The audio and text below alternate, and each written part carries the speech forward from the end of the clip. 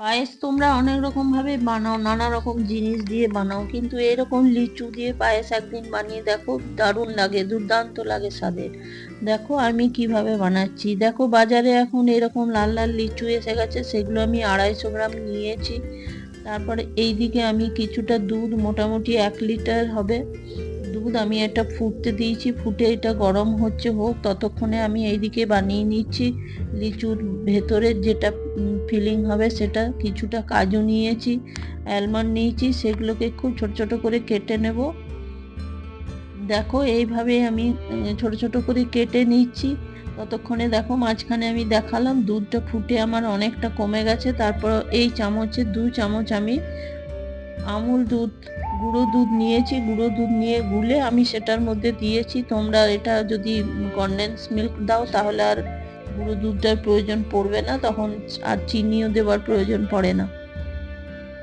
দেখো দুধটা ফুটে এসেছে, তারপর আমি 2টো এলাচ থেতো করে খোসাটা বার করে দিয়ে দিয়েছি, তাহলে দুধটায় খুব সুন্দর একটা গন্ধ বেরিয়ে আসবে। দেখো দুধটা ফুটে ফুটে আমার প্রায় মরে এসছে। এরপর নামাবার আগে আমি কিন্তু এটার মধ্যে চিনি দিলাম, কেন কি আমি কনডেন্স মিল্ক ব্যবহার করিনি, সেই জন্য আমি একটু মিষ্টি হওয়ার জন্য আমি চিনি দিলাম। এইদিকে আমি যে লিচুগুলো নিয়েছিলাম সেগুলো ছাড়িয়ে নিলাম, সবগুলো ছাড়িয়ে নেবার পরে দেখো আমি এইভাবে কেটে নেবো, কেটে বীজটা বের করে দেবো। আর এই ধরনের লিচুর পায়েস ডেজার্ট হিসাবে দারুণ লাগে, দুর্দান্ত লাগে স্বাদের। এখন লিচুর সময়, এখন বাজারে অনেক লিচুও আসছে, তোমরা একদিন বানিয়ে আমার মতো করে দেখো, দারুণ লাগবে খেতে। আর 2-4টে নয়, 2-4টে খেলেই মনে হবে যে আরো কয়েকটা খাই। দেখো এগুলো আস্তে আস্তে বীজগুলো বের করে নিতে হবে, ভেঙে গেলেও অসুবিধা নেই, কিন্তু ওই ভেতরে যেটা আমি ঢোকাবো সেটা হয়তো আর ঢুকানো যাবে না। দেখো এইভাবে আমি সবগুলো কিন্তু কেটে কেটে বীজটা বের করে নিলাম। আর এইদিকে যে আমি ড্রাই ফ্রুটসটা নিয়েছি সেটার মধ্যে আমি একটু গুঁড়ো দুধ দিয়ে দিলাম, 2 চামচ গুঁড়ো দুধ দিয়ে।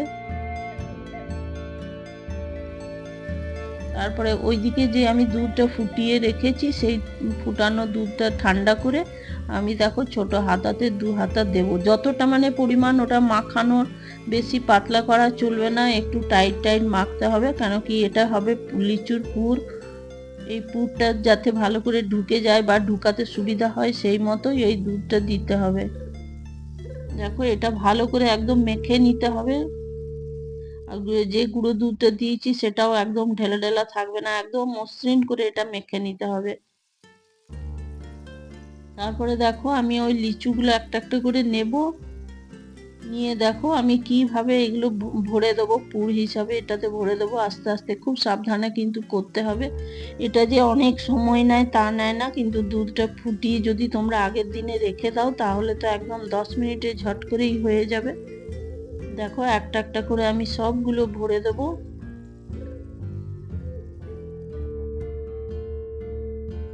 এটা কিন্তু খুব সাবধানে ভরতে হবে, না হলে পরে এগুলো আবার বেরিয়ে গেলে সবটাই পুরোটা দুধের সাথে গুলে যাবে, তাহলে পুর হিসাবে আর কিছুই থাকবে না। দেখো চিপে চিপে আমি ভরে দিচ্ছি, সবগুলো আমার ভরা হয়ে গেছে। এবারে যে ওইদিকে আমি দুধের ওই ক্ষীরটা করে রেখেছি, এবার আমি ক্ষীরটা ওপরে ছড়িয়ে দেবো, কেন কি ওই দুধের মধ্যে লিচুটা দেওয়া একটু টক ভাব থাকে লিচুর মধ্যে, তো দুধের মধ্যে দিলে এটা ফেটে যাওয়ার সম্ভাবনা থাকে, সেই জন্য এটা উপর থেকে ঠান্ডা করে ছড়াতে হবে। দুধটা কিন্তু বেশি গরম ছড়ালেও চলবে না, নর্মাল টেম্পারেচারে রেখে কিছুক্ষণ তারপরে এটা ছড়িয়ে দেবে। ছড়িয়ে দেওয়ার পরে আমি একটু ওই ড্রাই ফ্রুটস রেখে দিয়েছিলাম সেটা আমি দিয়ে দিলাম।